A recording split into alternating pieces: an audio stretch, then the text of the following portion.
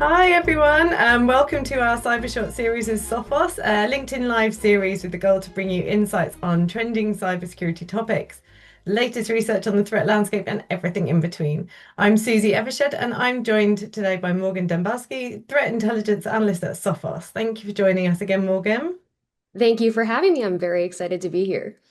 and on your birthday. And on my birthday, and your half birthday. We just A talked about this. celebration. A Yes, celebration. celebrate. Um, So you've done a great piece of research for us, which we've shared on our blog. Before we get into the details of it, for anyone unfamiliar with QEMU, which apparently is how we say it, what is it and why is a tool like this so attractive to attackers?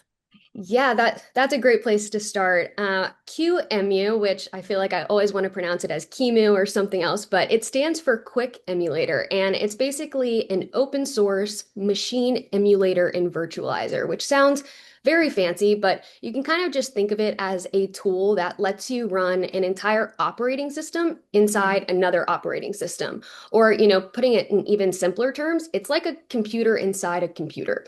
So the core appeal really comes down to what virtualization does for an attacker. So when you run a virtual machine or what we call a VM, you're creating a completely self-contained environment. So if you're an attacker who's managed to get onto a network and you want to operate without being seen, spinning up a VM is essentially like pulling a cloak over everything that you're doing. So your tools, your commands, your lateral movement. None of it is directly visible to whatever endpoint security software is running on the machine that you're sitting on. And on top of that, QEMU specifically is a portable binary. So that means that it doesn't require any installation. They can just drop it and run Yeah. it, which means that there's really no setup process that could trigger an alert. So it's a pretty low friction way to create a very high value blind spot. Yeah, absolutely. I mean, so with that blind spot, why can't endpoint security EDR see what's happening, and why should defenders care about attackers using VMs in this way?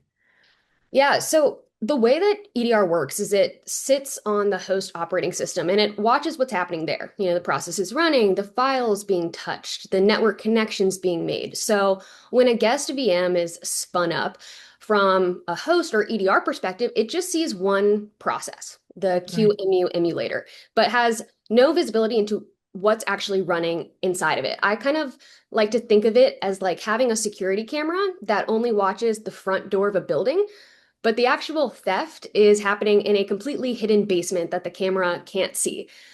But I think that the more important question for defenders specifically is what that actually means in practice. It isn't just about evading detection. I mean, that is a really big part of it for attackers, but it's also about the capability that it can grant an attacker being able to sit inside your network for possibly weeks or months Mhm. completely undetected. I mean, they can take their time doing reconnaissance and mapping your environment and identifying your most valuable systems. And unfortunately, they can also stage everything that they would need for a ransomware deployment, all while your EDR systems are reporting just no problems across the board. So that's the real danger because in many cases, by the time that you know something is wrong, the attacker has likely already done everything that they needed to do. Well, that's terrifying. Thank you. So this technique of like using virtual machines this way, it's not new. It has been documented before. So can you walk us through how the techniques evolved? And like, touch on maybe what other, I mean, there's a can of worms here, but like maybe just touch on what other virtualization tools have been abused along the way. Yeah, I mean, that's a great question. It's really helpful to understand how this technique has evolved along the way to see why it has been and has become such a persistent challenge. So, like you said, while the concept of using virtual machines for malicious purposes isn't entirely new, I think one of the cases that got a lot of attention earlier on was Ragnar Locker back in 2020. So, in that incident, attackers didn't just use existing virtualization software. They actually deployed a full Oracle VirtualBox installer onto the victim machines, along with like a specially configured lightweight Windows virtual machine. And then they executed their ransomware entirely inside this guest VM. And it was clever and it worked. And by 2021, more ransomware groups were experimenting with these VM-based tactics broadly. Mhm. So we started to observe abuse of Microsoft's Hyper-V feature. So attackers would enable it through PowerShell on compromised systems and create these hidden virtual machines running, lightweight Linux systems for command and control operations. And we also saw VMware and ESXi hypervisors also becoming targets, particularly for threat actors seeking to encrypt multiple virtual machines simultaneously from a single compromised management interface. And now in 2025 and 2026, we're seeing QEMU continuing to be abused in similar ways. And the constant across all of these examples, whether it's VirtualBox, Hyper-V, VMware, QEMU, there's a lot, is that attackers have recognized virtualization as a reliable method to create a detection blind spot. So the specific platform that's being used, kind of matters less than the core principle because the goal is always the same, is getting into a layer that the EDR protections like simply can't see. Okay, great. And thinking about the research, the blog itself, if everyone's people go and read, in there you describe two active campaigns that you've tracked using this approach. Can you give us a top level view of what those campaigns tell us about the different ways QMU is being used? Yeah, so what was interesting about tracking these two campaigns is that they share the same core idea, which is using QEMU to hide activity, but the way they put it to work was quite different. So in one campaign, which we call Stack 4713, which we've tied to Payouts King ransomware, they kind of use QEMU for like a dual purpose. So QEMU, they deploy it and it is hosting like an Alpine Linux VM disk image. And that disk image contains their little attacker toolkit. So tools like Adaptix C2, which is a post-exploitation framework that, some probably could compare to Cobalt Strike, and other tools like OpenSSH, which they then use to set up a covert reverse SSH backdoor. Or in other words, they basically used it to create a secret remote access channel into the hidden VM while bypassing those endpoint detections. And in contrast, the other campaign that we discussed in the blog, which is Stack 3725, they leverage QEMU more as an active attack workstation. So in this campaign, the attackers very often gain access by exploiting Citrix devices through Citrix Bleed 2 before, along with other activity, deploying QEMU, which is also hosting that Alpine Linux VM disk image. And they use it to just manually compile and run their full attack suite inside the VM, including tools like Impacket, Bloodhound, and Metasploit for things like credential theft and network reconnaissance.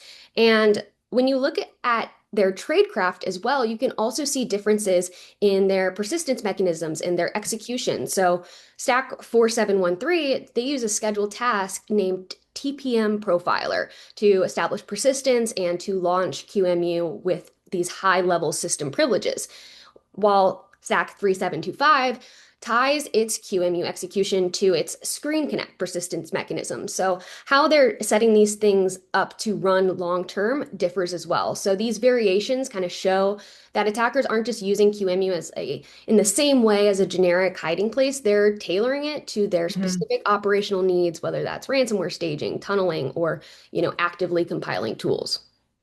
Thank you. And just I'd like really quick kind of touch on that. I mean, we describe them as campaigns. A campaign is that kind of just like one incident that we've tracked? Like, can you just like very Yeah, succinctly define that's that? a great Sorry. question.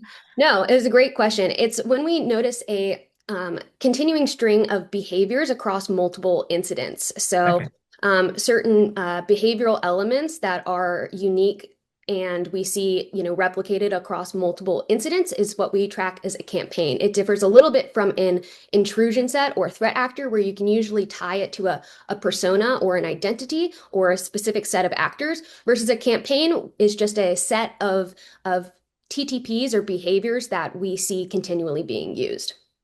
Thank you. Of So, course. if an organization is only looking for traditional malware or suspicious processes, what warning signs do you think they could easily overlook in this kind of attack?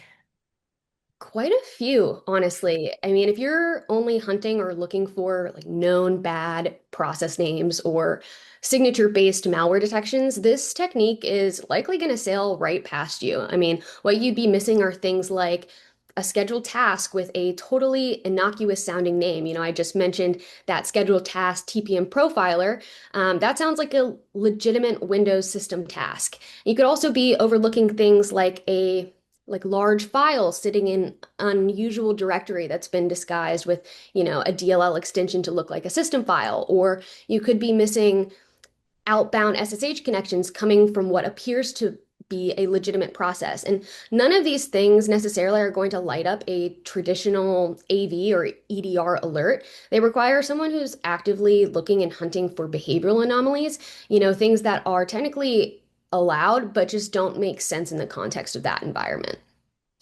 Excellent, thank you. Stepping back from QMU specifically, what's the big takeaway here for the security industry? Are there like implications for endpoint detection, for example? Yeah, I think the honest takeaway is that endpoint detection alone is just not enough, especially in cases like this. And I think this research really illustrates why. If an attacker can spin up a VM and operate entirely outside of the EDR's line of sight, then no matter how good your endpoint tooling is, you have a blind spot. And the response to that can't just be get a better EDR, get better endpoint detection. It has to be about layering your detection. So combining that endpoint telemetry with things like network monitoring, identity signals, cloud telemetry, and then using behavioral analytics to connect the dots that no single one of those layers would catch on its own.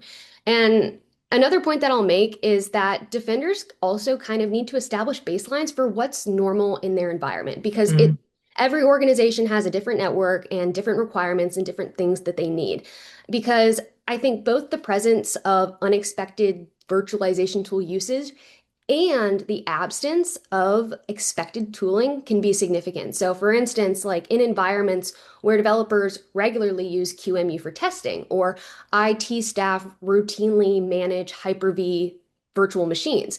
A sudden drop to zero activity in these tools could also indicate that security monitoring has been tampered with, or that legitimate administrators have been locked out, or even that the attackers have replaced those legitimate tools with malicious versions to, avoid mm. generating that normal telemetry. So that kind of anomaly as well, where your expected behavior disappears or is tampered with, can be just as important a signal as like new suspicious behavior when hunting for sophisticated types of defense evasion. So the focus really has to come like shift to what the attack looks like behaviorally, not just where it's coming from.